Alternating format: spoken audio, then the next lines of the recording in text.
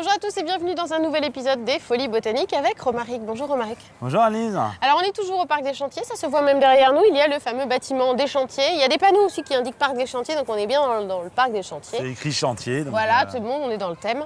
Alors on va commencer par poser la question sur laquelle on s'est quitté la dernière fois, n'est-ce pas? Je vois que tu as une bonne mémoire une semaine après. Le parc des Chantiers, c'est un parc vraiment, parce qu'on se dit, voilà, alignement d'arbres, on voit pas trop l'idée du parc, enfin, comparé au Jardin des Plantes ou au Parc de Procé, on se dit, on a du mal à croire qu'on est dans un parc. C'est vrai, il y a plein de façons de faire des jardins. Ouais. Et là, on va dire qu'on est dans un jardin ou un parc du XXe siècle. Entre un jardin à la française et un jardin à l'anglaise, déjà, il y a un peu rien à voir entre Versailles et Jardin des Plantes. Tu vois, dans le cas, tu as les allées qui sont très rectiles. Et donc, les jardins, pour moi, les grands éléments d'un jardin, notamment tout ce qui est lié au terme horticulture, hortus, c'est-à-dire que c'est fermé. Et ici, on voit des zones qui sont là, c'est vrai closes. que c'est plus fermé que la semaine dernière. Et pourquoi c'est fermé? Enfin, quelle est l'importance d'un jardin fermé? C'est qu'on sait qu'on franchit un espace, il y a un sentiment de porte, on franchit un nouvel espace, une sorte de salon d'extérieur. Et on est à l'abri, on est protégé, y compris, et on le voit aujourd'hui, il y a des enfants qui peuvent, on sait que les enfants peuvent courir, peuvent s'échapper, il n'y a plus la circulation, il n'y a plus de ça. Donc, ça, c'est déjà un des éléments forts du jardin, donc il y a des zones fermées, et ici, il y en a. Il y a quand même des végétaux. Tout à l'heure, on a vu des pas si fréquents que ça sous nos latitudes. Et ça continue. Tout à l'heure, on va les évoquer un petit peu. Voilà.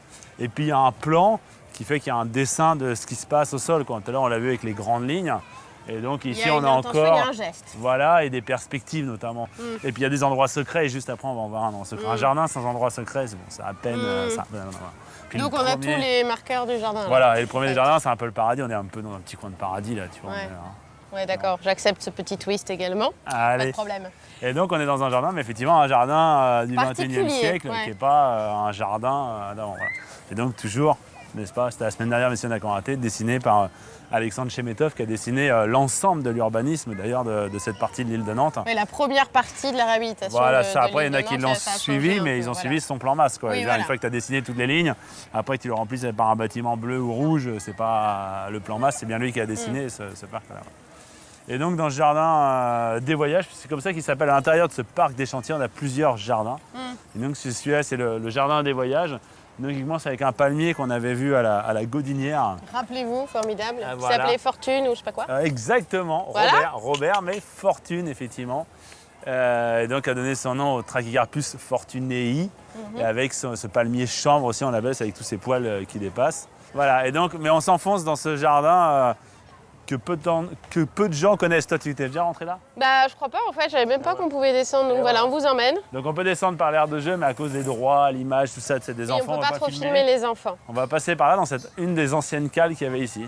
D'accord. Et ce côté secret, là, intimiste des jardins, on est dans un vrai jardin. Le petit coin où les amoureuses bécotent, par exemple.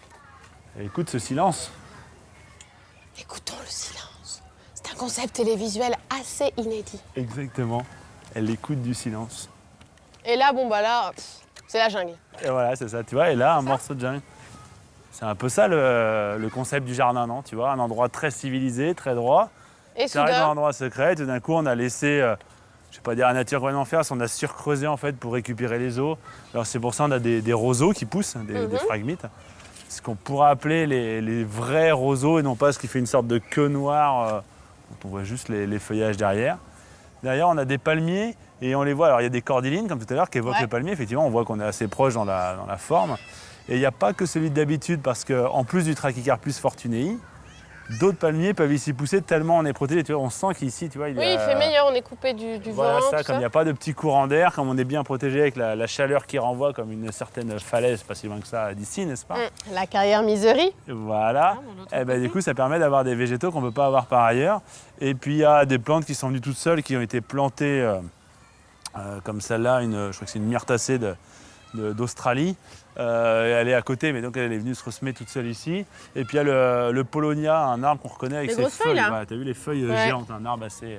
Polonia. Polonia, voilà. D'accord. Qui vient de Pologne ou pas du tout, non? Non, c'est dédié à la reine ou à une princesse Pauline de Russie. Ah, très bien. Voilà.